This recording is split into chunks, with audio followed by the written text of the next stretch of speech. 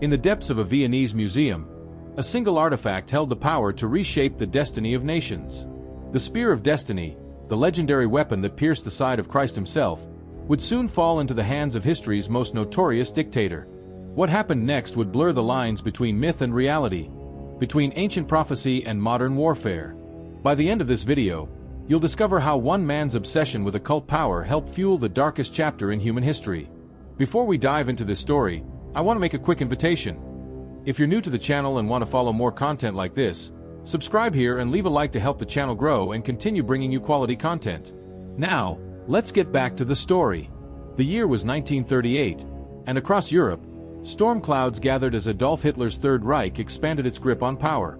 But behind the military parades and political rallies, another kind of conquest was taking place, one rooted in ancient legends and mystical beliefs that stretched back nearly 2,000 years. The Spear of Destiny, known throughout history by many names, the Holy Lance, the Spear of Longinus, the Lance of Christ, represented far more than a simple relic. According to legend, whoever possessed this sacred weapon would hold the fate of the world in their hands. Emperors had coveted it, kings had died for it, and now, as the shadow of fascism lengthened across Austria, it would become the centerpiece of an occult obsession that would help drive humanity toward its darkest hour. In the Hofburg Palace's imperial treasury in Vienna, the spear rested in its ornate display case, seemingly peaceful among the other imperial regalia. Visitors would pass by, many unaware they were looking upon an artifact that had supposedly witnessed the crucifixion of Christ, had been carried into battle by Roman centurions, and had passed through the hands of Charlemagne himself. The iron blade, darkened by age and wrapped in golden wire, appeared unremarkable to the casual observer. Yet for those who understood its legendary power, it represented nothing less than divine authority over the earthly realm. Hitler's fascination with the occult was no secret among his inner circle. From his early days as a struggling artist in Vienna, he had been drawn to esoteric knowledge, ancient symbols, and mystical artifacts. The swastika itself, that twisted cross that would become synonymous with evil, was originally an ancient symbol of power and good fortune. But it was the Spear of Destiny that captured his imagination most completely, for it promised something even greater than political control. It promised supernatural dominion. The connection between Hitler and this ancient relic had been forged decades earlier, during his impoverished youth in Vienna. As a young man, he would often visit the Hofburg Palace, standing transfixed before the spear for hours at a time. Those who witnessed these vigils described an almost hypnotic fascination, as if the artifact itself was calling to him across the centuries. Little did they know that this obsession would one day drive him to orchestrate one of history's most audacious thefts. But to understand how an ancient Roman spear became the focal point of Nazi mysticism, we must journey back through the mists of time, to a hill called Golgotha, where history and legend first intertwined in blood and prophecy. The hill of Golgotha rose like a skull from the landscape outside Jerusalem, its rocky surface scarred by countless executions. On this day in 33 after Christ, 3 crosses cast their shadows across the blood-soaked earth, and at the center hung a man whose death would reshape the course of human history. Among the Roman soldiers who stood watch, one centurion named Longinus would unknowingly forge a legend that would echo through 2 millennia. As Jesus of Nazareth drew his final breaths, Longinus approached the cross with his spear, a standard Roman asta, forged of iron and designed for both ceremony and combat. The weapon itself was unremarkable, one of thousands carried by the legions that maintained Rome's grip on its far-flung empire. But when Longinus thrust the blade into Christ's side, something extraordinary happened. According to the Gospel of John, blood and water flowed from the wound, and in that moment, the centurion's own spiritual blindness was healed. The spear had tasted divine blood, and legend claimed it was forever transformed. Word of the miraculous healing spread quickly through the ranks. Longinus, once a hardened soldier of Rome, became one of Christianity's earliest converts. He would carry the spear with him as he spread the gospel throughout Cappadocia, until his own martyrdom decades later. But the weapon's journey was far from over. Christian communities began to venerate the relic, passing it from hand to hand like a sacred torch through the darkness of persecution. By the 4th century after Christ, when Emperor Constantine legalized Christianity throughout the Roman Empire, the spear had already acquired an aura of supernatural power. Constantine himself claimed to have been guided by divine visions, and rumors persisted that he possessed Christian relics that assured his victories in battle. Though historical records remain unclear, some accounts suggest the Spear of Longinus was among the sacred artifacts housed in his new capital of Constantinople. The spear's documented history becomes clearer in the early medieval period. when it emerged as one of the most prized possessions of the Holy Roman Empire. Charlemagne, the great Frankish king who would unite much of Western Europe under Christian rule, carried the spear into 47 victorious battles. His courtiers whispered that as long as he possessed the sacred lance, he was invincible. Indeed, Charlemagne's reign stretched across nearly 5 decades, during which he never knew defeat in battle. The legend grew with each passing generation. Otto the Great, who founded the Holy Roman Empire in 962 after Christ, credited his decisive victory over the Magyars at the Battle of Lechfeld to the power of the sacred spear. His son, Otto II, carried it into battle against the Saracens. For centuries, the spear became the symbol of imperial legitimacy, passed from one Holy Roman emperor to the next like a scepter of divine authority. But it was during the reign of Frederick Barbarossa in the 12th century that the legend reached its full flowering. Court chroniclers recorded that the emperor consulted ancient prophecies which spoke of the spear's ultimate destiny. According to these texts, whoever possessed the true spear of destiny would hold dominion over the world until the end of days. But should they lose it, they would face immediate and terrible death. The prophecy seemed to manifest itself in Barbarossa's own fate. In 1190, while leading the Third Crusade, the emperor accidentally dropped the spear while crossing a river in Anatolia. Within minutes, he had drowned in what should have been a minor mishap. His army, witnessing their seemingly invincible leader's sudden death, interpreted it as proof of the spear's supernatural power. The relic was quickly retrieved and returned to the Holy Roman Empire, where it would remain for the next 7 centuries. Throughout the medieval period, the spear resided in various imperial treasuries, from Nuremberg to Prague to Vienna. Each new emperor would undergo a sacred ceremony in which the spear was presented to him, symbolizing his divine right to rule. The weapon itself underwent modifications over the centuries. Golden wire was wound around its blade to prevent further deterioration, and it was mounted with other sacred relics, including what was believed to be a nail from the true cross. By the time the Holy Roman Empire dissolved in 1806, the spear had found its final imperial home in Vienna's Hofburg Palace. Emperor Francis II, the last Holy Roman Emperor, ensured that the imperial treasury would preserve the spear alongside the other regalia of his fallen empire. There, behind thick glass and ornate security measures, the Spear of Destiny waited for its next master. The Habsburg dynasty, which had ruled Austria for centuries, maintained custody of the sacred relic even as their empire slowly crumbled around them. World War I devastated their realm, and by 1918, the once mighty Austro-Hungarian Empire had collapsed entirely. The spear, however, remained secure in its Vienna sanctuary, still drawing pilgrims and curiosity seekers from across Europe. Among these visitors was a young Austrian named Adolf Hitler. Born in 1889 in Braunau am Inn, near the German border, Hitler had arrived in Vienna in 1907 with dreams of becoming an artist. His application to the Vienna Academy of Fine Arts was rejected twice, leaving him destitute and bitter. During these dark years of poverty and rejection, he would often seek refuge in Vienna's museums and galleries, finding solace among the artifacts of Austria's glorious past. It was during one of these visits to the Hofburg treasury that Hitler first encountered the Spear of Destiny. According to his own later accounts, the experience was nothing short of mystical. He claimed to have felt an immediate spiritual connection to the ancient weapon, as if it was calling to him across the centuries.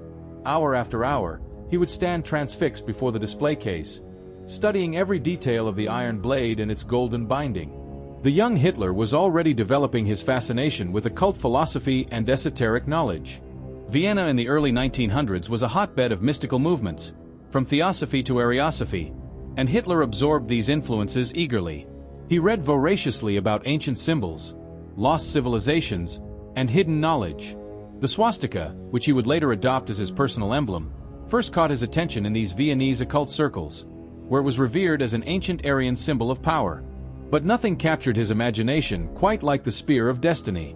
He began to research its history obsessively, reading every available text about Longinus, Charlemagne, and the Holy Roman Emperors. In the spear, he saw not just a religious relic, but a tangible link to the divine authority that had once ruled over much of Europe. If the legends were true, whoever possessed it would be destined for world domination. But what Hitler didn't yet understand was that his obsession with the spear would soon intertwine with a far more sinister destiny. As the shadows of fascism began to gather across Europe, the mystical and the political would merge in ways that no one could have predicted, setting the stage for one of history's most audacious acts of cultural theft. The year 1914 shattered Hitler's world along with millions of others. World War I erupted across Europe, and the failed artist eagerly enlisted in the Bavarian Reserve Infantry Regiment. For 4 brutal years, he served as a messenger, dodging bullets and poison gas in the trenches of the Western Front. When Germany's defeat came in 1918, Hitler lay temporarily blinded in a military hospital, his eyes damaged by a British gas attack. In that darkness, he later claimed, a vision came to him, a destiny that would reshape not just his own life, but the fate of nations. Returning to Munich in the war's aftermath, Hitler found Germany in chaos. The Kaiser had abdicated, revolution erupted in the streets, and the newly formed Weimar Republic struggled to maintain order.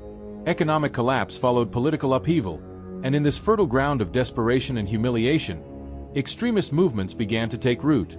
It was during this turbulent period that Hitler discovered his true gift, not for art, but for oratory that could move masses and bend them to his will. In 1919, while working as an army intelligence agent investigating political groups, Hitler attended a meeting of the tiny German Workers' Party. When he rose to speak against a proposal for Bavarian separatism, his passionate words electrified the small audience.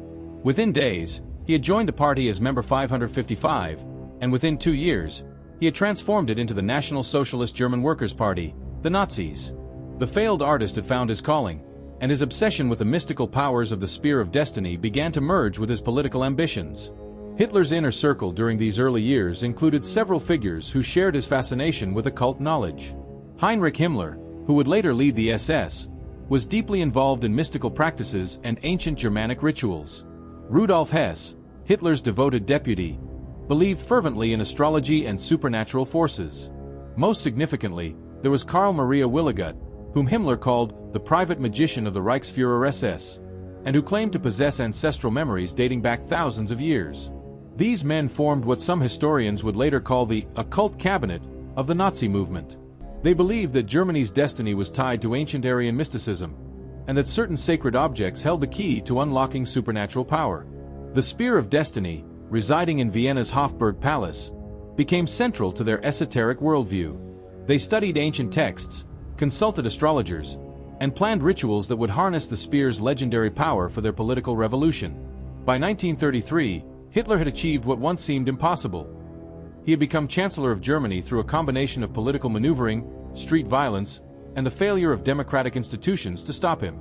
Within months, he had consolidated power, eliminated political opposition, and begun the transformation of Germany into a totalitarian state. But even as he commanded the loyalty of millions and rebuilt Germany's military might, his thoughts often turned to Vienna and the sacred relic that had first captured his imagination decades earlier. The opportunity Hitler had been waiting for came in 1938, as tensions mounted between Nazi Germany and Austria.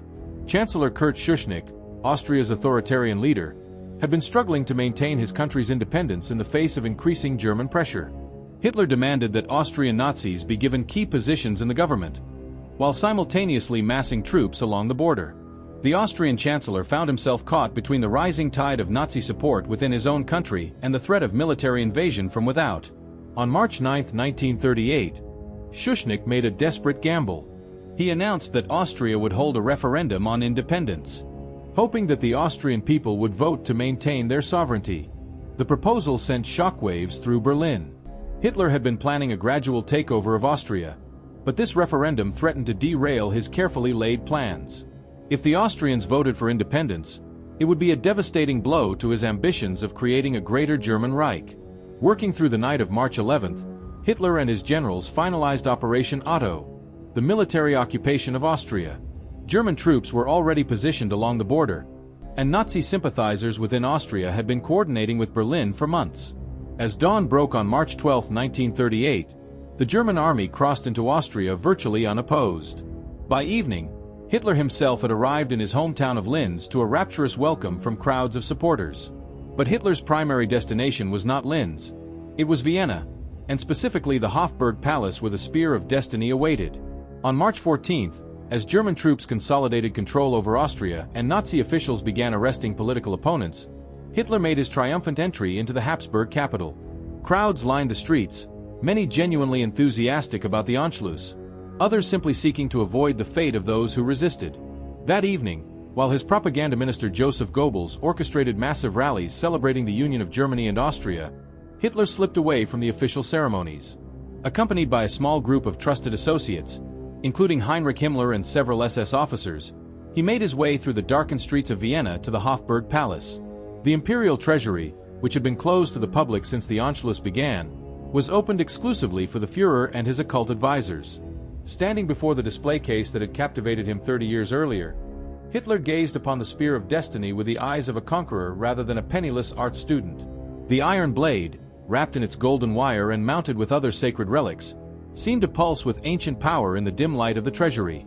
According to witnesses present that night, Hitler stood in silence for nearly an hour, as if communing with forces beyond the physical world. The legal framework for seizing the spear had already been prepared by Nazi lawyers and administrators. They argued that since Austria was now part of the German Reich, the imperial treasury and all its contents rightfully belonged to the German state. Furthermore, they claimed that the spear was originally German, having been carried by Charlemagne and the Holy Roman Emperors, and that its return to German soil was simply a restoration of historical justice. Within 48 hours of the Anschluss, teams of Nazi art historians and archaeologists had catalogued every item in the imperial treasury. The Spear of Destiny, along with the other imperial regalia including the crown of the Holy Roman Empire, was carefully packed and prepared for transport to Germany. Hitler personally supervised these preparations, insisting that the spear be treated with the utmost reverence and security. The transfer itself was conducted with almost religious ceremony. On the morning of March 17, 1938, a special train departed Vienna carrying what the Nazis called the most precious treasures of the German people. The spear traveled in a specially constructed case, guarded by SS officers who had been selected for their absolute loyalty and their belief in the artifact's mystical properties. As the train crossed into Germany proper, Hitler reportedly declared that the thousand-year reign of the Third Reich had truly begun. But Hitler's possession of the Spear of Destiny would prove to be a double-edged sword. The same legends that promised world dominion to its owner also carried a darker prophecy, that losing the spear would bring immediate and catastrophic downfall. As the Nazi war machine prepared to unleash unprecedented destruction upon the world, few could have imagined that this ancient relic would become both the symbol of Hitler's megalomania and the harbinger of his ultimate doom. The Spear of Destiny found its new home in Nuremberg, the medieval city that Hitler had chosen as the spiritual capital of his Third Reich. The choice was deeply symbolic. Nuremberg had been the unofficial capital of the Holy Roman Empire for centuries, where emperors had held court and the imperial regalia had been housed. Now, Hitler sought to resurrect that ancient glory under the banner of National Socialism. The spear was placed in the specially constructed Hall of Honor beneath the medieval Katharinenkirche, surrounded by other artifacts that the Nazis claimed represented the true heritage of the German people. Heinrich Himmler, as Reichsführer SS, became the spear's primary guardian and interpreter. He established a secret research division within the SS called the Ahnenerbe, literally, ancestral heritage, whose mission was to study ancient Aryan artifacts and harness their supposed mystical powers. The Spear of Destiny became the centerpiece of their investigations, subjected to exhaustive analysis by scholars, archaeologists, and occultists who sought to unlock its secrets. Under Himmler's direction, the Ahnenerbe conducted elaborate rituals around the spear, drawing on a bizarre mixture of ancient Germanic paganism, medieval Christian mysticism, and pseudo-scientific racial theories. SS officers would gather at midnight in the Hall of Honor, wearing ceremonial robes and carrying torches, to participate in what they called awakening ceremonies, designed to channel the spear's power into their military campaigns. The timing of major Nazi operations seemed to correlate with these mystical observances. The invasion of Poland in September 1939, which triggered World War II, was launched during a period when Himmler's astrologers had declared the spear's power to be at its peak. The lightning conquest of France in 1940 followed another series of elaborate rituals. Even the decision to invade the Soviet Union in 1941, code-named Operation Barbarossa after the Holy Roman Emperor who had once wielded the spear, was timed according to occult calculations. But it was not just military strategy that the Nazis believed the spear influenced. They saw it as the key to their racial ideology, claiming that its power could only be properly channeled by those of pure Aryan blood. This belief became intertwined with the Holocaust, as Nazi ideologists argued that eliminating inferior races would purify the spiritual atmosphere necessary for the spear to grant them ultimate victory. Dr. Walter Wust, the academic director of the Ahnenerbe, published secret reports claiming that the spear responded to the racial purity of its environment. These reports, classified at the highest levels of the SS, suggested that each major persecution of Jews and other minorities strengthened the artifact's supernatural influence over German military fortunes. The obscene logic of genocide was thus wrapped in mystical justification, making the spear complicit in humanity's darkest chapter. As the war progressed and German forces swept across Europe, Hitler's confidence in the spear's power seemed vindicated. By 1942, the Wehrmacht controlled territories stretching from the Atlantic coast of France to the outskirts of Moscow, from the Arctic Circle in Norway to the deserts of North Africa. Never in history had any empire controlled such vast expanses of the European continent. In his private moments, Hitler would credit these victories to his possession of the sacred lance, telling his closest associates that he was fulfilling the ancient prophecy of world dominion. The spear even influenced Nazi archaeological expeditions across the globe. SS teams scoured Europe, the Middle East, and Tibet searching for other mystical artifacts that might complement the spear's power. They sought the Holy Grail, the Ark of the Covenant, and ancient Nordic relics that their twisted ideology claimed belonged to the master race. These expeditions, funded at enormous cost even as the war drained Germany's resources, demonstrated the central role that occult beliefs played in Nazi decision-making. But the ancient prophecy that had once promised power also contained a warning that would prove devastatingly accurate. The legends consistently stated that whoever lost possession of the Spear of Destiny would face immediate and catastrophic downfall. As the tide of war began to turn against Germany in 1943, this prophecy would begin to manifest in ways that even Hitler's occult advisors had not anticipated. The first signs of the prophecy's fulfillment came at Stalingrad, where the German Sixth Army suffered a crushing defeat in the winter of 1942 to 1943. Over 200,000 German soldiers were killed, wounded, or captured in what became the turning point of the war on the Eastern Front. Himmler's astrologers struggled to explain how such a disaster could occur while the spear remained safely in German hands, leading to increasingly desperate reinterpretations of the ancient texts. By 1944, as Allied bombers pounded German cities and invasion forces gathered in Britain, the mystical confidence of the Nazi leadership began to crack. The spear, once housed in its place of honor in Nuremberg, was moved repeatedly as the city came under increasing air attack. Each relocation seemed to coincide with fresh military disasters. The D-Day landings, the collapse of Army Group Center on the Eastern Front, the liberation of Paris. As 1945 dawned, with Soviet forces approaching Berlin and American troops advancing across the Rhine, Hitler made a decision that would fulfill the ancient prophecy in the most literal way possible. Fearing that the Spear of Destiny might fall into Allied hands, he ordered it to be hidden in a specially constructed bunker deep beneath Nuremberg. The artifact that had supposedly granted him dominion over much of Europe was sealed away in darkness, just as his Reich crumbled around him. The final act of this mystical drama played out on April 30, 1945. On that day, as Soviet artillery shells exploded above his Berlin bunker and enemy soldiers fought through the streets of his capital, Adolf Hitler took his own life. According to the ancient legend, the loss of the spear would bring immediate death to its former owner. Whether by coincidence or cosmic justice, the prophecy proved remarkably accurate. Hitler died on the very day that American forces discovered and seized the hidden vault containing the Spear of Destiny. Lieutenant William Horne of the U.S. Third Army was among the first Allied soldiers to enter the underground chamber where the spear had been concealed. His report, filed on April 30, 1945, described finding the artifact wrapped in red silk within a specially constructed steel case. The iron blade, still wound with its golden wire and mounted with other relics, appeared unchanged by its years in Nazi custody. But the aura of invincibility that had once surrounded it had vanished forever. The discovery of the spear in Allied hands marked not just the end of Hitler's mystical obsessions, but the collapse of the entire Nazi belief system that had justified their crimes against humanity.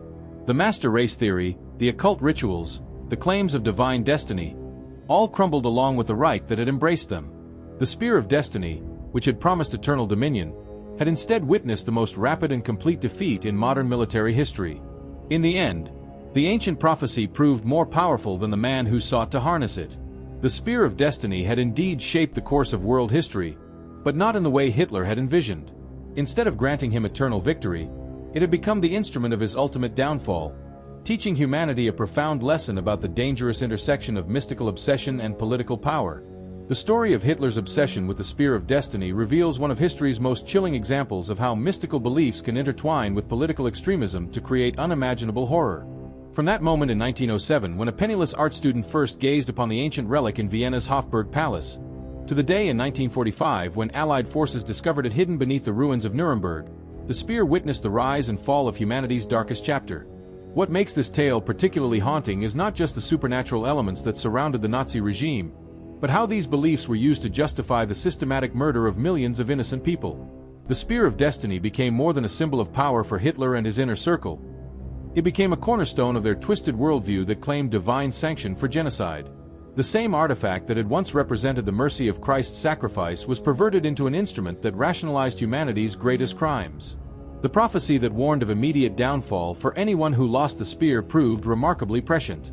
Hitler's death on April 30, 1945, the exact same day that American forces recovered the hidden relic, stands as one of history's most striking coincidences. Whether we attribute this to cosmic justice, historical irony, or mere chance, the timing serves as a powerful reminder that those who seek to dominate through hatred and violence ultimately seal their own destruction. But perhaps the most important lesson from this dark saga lies in understanding how ordinary artifacts and ancient legends can be weaponized by those who hunger for absolute power. The Spear of Destiny itself was never inherently evil. It was simply an iron blade that had accumulated centuries of human hopes, fears, and beliefs. Hitler's genius lay not in discovering some supernatural force, but in recognizing how mystical symbolism could be used to motivate followers and justify the unjustifiable. The spear's journey through history also illuminates how easily cultural treasures can become pawns in political games. When Hitler ordered its seizure from Vienna in 1938, he was not just stealing an artifact. He was appropriating the spiritual heritage of an entire civilization for his own twisted purposes. This act of cultural theft foreshadowed the far greater thefts to come, as Nazi forces would systematically loot museums, libraries, and private collections across occupied Europe. Today, the Spear of Destiny has returned to Vienna, where it once again rests in the Hofburg Palace's imperial treasury. Visitors can view it as they have for generations, though now its display includes information about its seizure during the Nazi period. The artifact serves as both a window into medieval spirituality and a sobering reminder of how sacred symbols can be corrupted by those who seek to manipulate them for worldly gain. The broader implications of this story extend far beyond the fate of a single relic. In our modern world, where political movements still invoke mystical symbols and claim divine authority for their actions, the tale of Hitler and the Spear of Destiny offers crucial insights. It reminds us to be skeptical of leaders who wrap their earthly ambitions in supernatural claims, and to recognize that true spiritual power lies not in possessing sacred objects, but in embodying the values of compassion, justice, and human dignity that such objects are meant to represent. The Nazi regime's obsession with occult artifacts ultimately reveals the profound emptiness at the heart of their ideology. Despite controlling vast territories, commanding millions of soldiers, and possessing what they believed to be the most powerful mystical relic in existence, they could not overcome the fundamental weakness of a worldview built on hatred and delusion. The same forces that promised them eternal dominion became the instruments of their complete destruction. As we reflect on this dark chapter of the 20th century, we are reminded that history's most important lessons often come not from its heroes, but from its villains. Hitler's pursuit of the Spear of Destiny teaches us that the greatest threats to human civilization arise not from external forces, but from our own capacity for self-deception and our willingness to follow those who promise easy answers to complex problems. The story of the Spear of Destiny and its role in the rise and fall of the Third Reich demonstrates that history's most profound truths are often found in its strangest tales. These connections between the mystical and the political, between ancient legends and modern catastrophes, continue to shape our world in ways we are only beginning to understand. If you made it this far and aren't subscribed yet, go ahead and subscribe now, leave a like, and share in the comments what you think about how mystical beliefs can influence political power throughout history. Until the next video.